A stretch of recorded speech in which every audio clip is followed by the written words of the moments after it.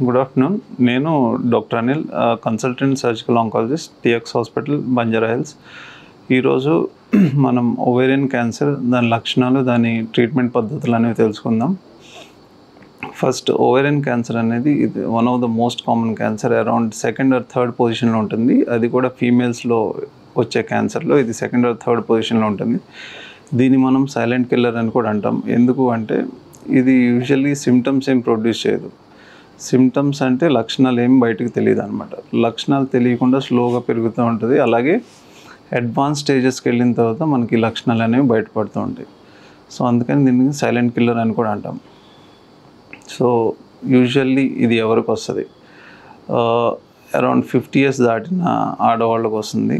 And risk factors, ఎవరైతే smoking చేస్తారో, alcohol తీసుకుంటారో, కొంతమందికి జెనెటిక్ మ్యుటేషన్స్ ఉండొచ్చు, BRCA జీన్ మ్యుటేషన్స్ అంటాం, దానివల్ల రావచ్చు.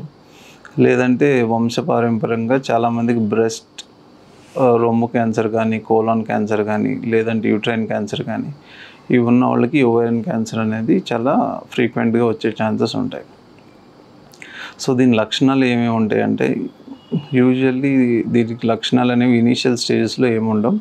అడ్వాన్స్ స్టేజెస్లో మాత్రమే పొట్ట ఉబ్బరం రావచ్చు, లేదు అంటే వాంతి వచ్చిన సెన్సేషన్ ఉండొచ్చు, లేదు మోషన్ ఫ్రీగా అవ్వకపోవచ్చు, కాన్స్టిపేషన్ అంటాం, లేదు అంటే increased frequency of urination, urine అనేది ఎక్కువసార్లు పాస్ అవుతూ ఉండొచ్చు. ఇవన్నీ ఎవరిలో వస్తాయంటే ఆ ప్రెషర్ వల్ల, ఓవరీస్ అనేవి అబ్డామెన్లో ప్రెషర్ కాజ్ చేయడం వల్ల వచ్చే సిమ్టమ్స్ అన్నమాట.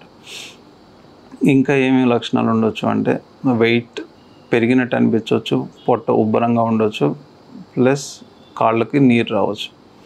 సో ఈ లక్షణాలు ఉంటే 50 years దాటిన వాళ్ళకి మనం ఓవేరియన్ క్యాన్సర్ అనేది సస్పెక్ట్ చేయాల్సి వస్తుంది.